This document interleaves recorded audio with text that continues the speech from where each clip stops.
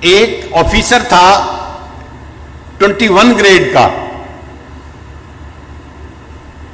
21 grade کا officer بڑا officer ہوتا ہے.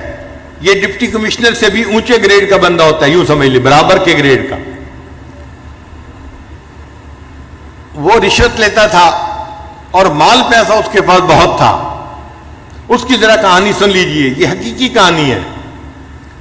اس بندے نے ایک کالونی کے اندر پلاٹ خریدا اور بہترین گھر بنایا. پھر وہ اپنے گھر کے اندر شفٹ ہو گیا. جب گھر کے اندر شفٹ ہوا تب اس کو پتا چلا کہ گھر کے بالکل ساتھ مسجد تھی اور مسجد کی اذان کی آواز اس کے گھر میں آتی تھی. اب جو نیک بندہ ہے وہ تو خوش ہوتا ہے کہ مسجد کا پڑوس مل گیا. جو فسق و فجور میں پڑا ہوتا ہے, بے نمازی ہوتا ہے, اس کو مسجد کا پڑوس نہیں چاہیے ہوتا. چنانچہ یہ رات کو سویا ہوا تھا, مؤذن نے فجر کی اذان دی, اس کی آنکھ کھل گئی. اب اس کو بڑا غصہ آیا کہ اس نے میری نیند خراب کر دی. صبح اٹھا تو اس نے مؤذن کو بلوایا اور مؤذن کو کہا کہ تم فجر کی اذان سپیکر پہ مت دیا کرو, میری نیند خراب ہوتی ہے. مؤذن نے جا کے محلے کے لوگوں کو بتایا. انہوں نے کہا کہ بھائی ہم تو بوڑھے ہیں, گھڑی کا ٹائم دیکھ نہیں سکتے, ہم تو اذان کی آواز سنتے ہیں فجر میں تو مسجد میں آتے ہیں. اگر آفیسر صاحب کو پرابلم ہے تو یہ اپنا گھر مسجد سے دور کہیں جا کر خرید لیں, کیوں انہوں نے قریب خریدا ہے. یہ جگہ بدلے, مسجد تو نہیں بدل سکتی, تم اذان کی آواز دو سپیکر پہ. تو مؤذن نے اگلے دن پھر سپیکر پہ اذان دے دی. اب اس بندے کی جب پھر نیند خراب ہوئی, اس کو بڑا غصہ. میں نے مؤذن کو بلا کے کہا بھی تھا اذان کی آواز نہ دینا فجر کے وقت میں سپیکر پہ, اس نے میری بات نہیں مانی. اس نے دن میں اس مؤذن کو بلایا اور اس کو پھر اس نے ایک تھپڑ لگایا. میں نے تجھے نہیں کہا تھا, تجھے میری بات سمجھ نہیں آئی تھی, میں فارسی بول رہا تھا, تو کیوں نہیں سمجھا, کیوں تو نے اذان دی. اب مؤذن کو جو تھپڑ پڑا وہ بیچارہ تو صبر کر گیا, مگر اللہ کا نظام حرکت میں آ گیا. اب اس آفیسر کے اوپر پکڑ آئی, اور وہ پکڑ کیسی تھی کہ اس کے دونوں بازوؤں کے اوپر فالج کا اٹیک ہو گیا اور دونوں بازو اس کے یوں سینے کے اوپر لگ گئے. اب بازو لمبے بھی نہیں کر سکتا اور بازو یہاں پر ہیں اور وہ کام بھی نہیں کر سکتا. جب کام نہیں کر سکتا تو دفتر والوں نے اس کی نوکری سے چھٹی کروا دی. وہ جو رشوت کا پیسہ آ رہا تھا, ایک پائپ لائن لگی ہوئی تھی پیسے کی, وہ سب ختم ہو گئی. اب یہ گھر میں پڑ گیا. بیوی خدمت کرنے لگی مگر مزاج افسرانہ تھا, شاہانہ تھا. بیوی کھانا لاتی, اس میں عیب نکالتا, گرم نہیں, نمک ایسے نہیں, فلاں ایسے نہیں, ہر چیز میں عیب. اب بیوی بھی تنگ آ گئی کہ میں سارا دن خدمت بھی کرتی ہوں اور چھوٹی چھوٹی باتوں پہ یہ اتنا غصہ بھی کرتے ہیں اور بچوں کے سامنے مجھے ڈانٹتے ہیں.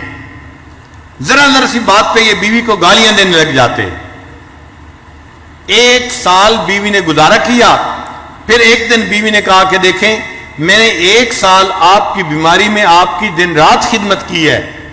میں انسان ہوں, میں تھکی ہوئی ہوتی تھی, آپ کی خدمت کو ترجیح دیتی تھی, آپ نے میری خدمت کی قدر نہیں کی, آپ نے بچوں کے سامنے مجھے گالیاں دی. میں خاندانی لڑکی ہوں, میں اتنی گری پڑی لڑکی نہیں کہ آپ مجھے بات بات پہ گالیاں دیں. میں اپنے بچوں کو لے کے جا رہی ہوں, آپ جانے, آپ کا کام جانے. تو ماں نے اپنے بچوں کو لیا اور اپنے ماں باپ کے گھر چلی گئی. اب یہ اکیلا پڑا ہوا ہے, گھر میں کوئی کھانا پوچھنے والا نہیں, دینے والا نہیں.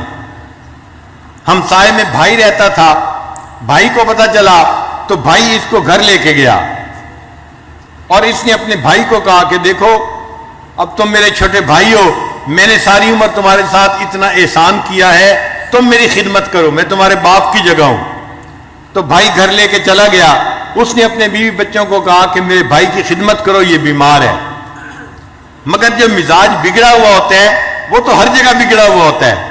اب بھائی کے گھر میں بھی اس کا حال یہی کہ بھابھی چائے لے کے آئی, یہ تو گرم نہیں ہے اور تمہیں تو سلیقہ نہیں ہے, تمہیں تو فلاں نہیں ہے. تو بھابھی اس کی باتیں کیسے برداشت کرتی. اس نے چند دن دیکھا چند دن کے بعد اس نے اپنے خاوند کو کہا یا تو تم بھائی کو گھر پہ رکھ لو یا پھر مجھے گھر پہ رکھو ورنہ میں گھر سے جا رہی ہوں۔ اب بھائی کو اپنا گھر بھی ٹوٹتا نظر آیا۔ ایک دن بھائی نے آ کے اس کو سمجھایا میری بیوی آپ کی خدمت کرتی ہے، میرے بچے آپ کی خدمت کرتے ہیں، آپ ان کو کیوں ڈانٹتے ہیں، کیوں ان سے غصے ہوتے ہیں؟ اس نے بھائی کو بھی جو ہے وہ سنانی شروع کر دی، تم رن مرید ہو، تم بیوی کے جو ہے وہ جو ہے غلام ہو، تم کوئی انسان ہو، تم مرد ہو، تمہارا یہ حال ہے، تمہارا یہ حال ہے۔ اب جب اس نے بھائی کو اس کے بچوں کے سامنے ڈانٹا تو بچوں نے اپنے باپ سے کہا ابو جی اس بھائی کو یہاں سے چھٹی کراؤ۔ بھائی کو بھی غصہ آیا۔ تقریباً دن کے کوئی 9 بجے تھے، گرمی کا موسم تھا۔ اس نے اپنے بچوں کے ساتھ اس کی چارپائی کو اٹھایا اور اٹھا کے اس کو باہر جا کر گلی کے اندر رکھ دیا۔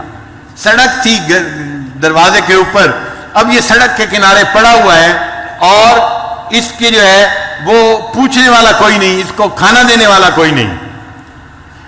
جب سورج اور بلند ہوا تو گرمی بھی تھی، پسینہ بھی تھا، اور اللہ کی شان دیکھیں اس دوران اس کو ٹانگوں پہ فالج ہوا اور اس کی ٹانگیں بھی جیسے ہاتھ سینے پہ لگے ہوئے تھے، ٹانگیں بھی سینے کے ساتھ لگ گئیں۔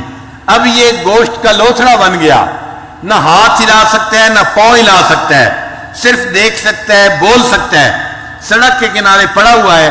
اب اس کو بھوک لگی ہوئی ہے چونکہ 1-2 دن سے اس نے کھایا نہیں تھا۔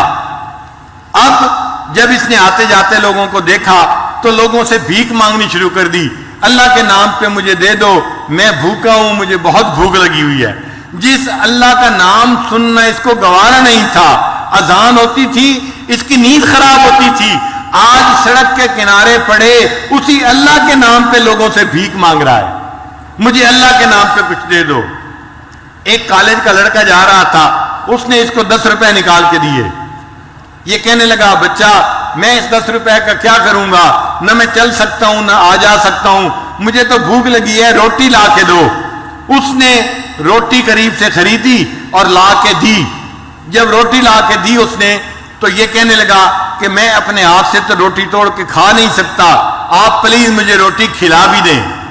وہ لڑکا کہنے لگا مجھے تو کالج جانے ہیں اور دیر ہو رہی ہے، میں نے روٹی لا کے دے دی، اب کھلانے کا ٹائم تو میرے پاس نہیں ہے، میں یہ روٹی رکھ کے جا رہا ہوں۔ جب اس نے روٹی زمین کے اوپر رکھی تو یہ سوچنے لگا کہ زمین پہ رکھی روٹی تو میں اٹھا کے کھا نہیں سکتا، نہ ہاتھ کام کرتے ہیں نہ پاؤں کام کرتے ہیں۔ تو یہ اس لڑکے کو کہنے لگا زمین پہ روٹی نہ رکھیں، مجھے پکڑا دیں۔ اس نے ہاتھ میں پکڑانی چاہی، اس کے ہاتھ کی انگلیاں ہلتی نہیں تھی، یہ ہاتھ میں روٹی نہیں پکڑ سکا۔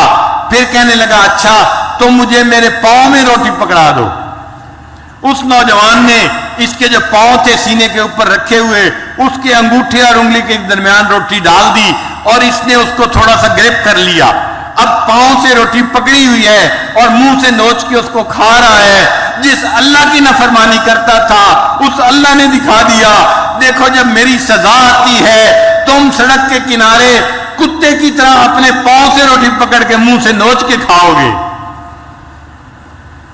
یہ وہ آفیسر تھا جس کی بڑی عزت تھی، بڑا مال تھا، بڑا اس کا مکان تھا، بڑی گاڑی تھی، اور آج سڑک کے کنارے پاؤں کی انگلیوں کے درمیان روٹی پکڑ کے یہ اپنے منہ سے اس روٹی کو نوچ کے کھا رہا ہے۔